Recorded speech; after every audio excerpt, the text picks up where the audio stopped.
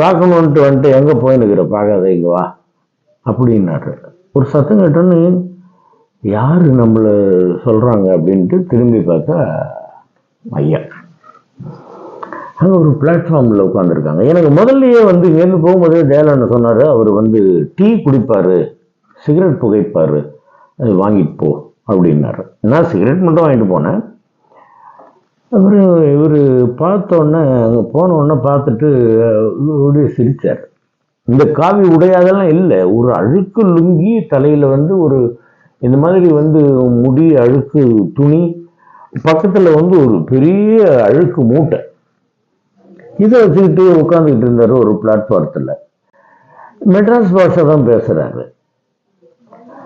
போய் நின்னோடனே சினிமாவிலும் சித்தர்களை வணங்கி சிகரம் தொட்ட பிரபலங்கள், சினிமா பிரபலங்களின் நேரடி அனுபவங்கள்.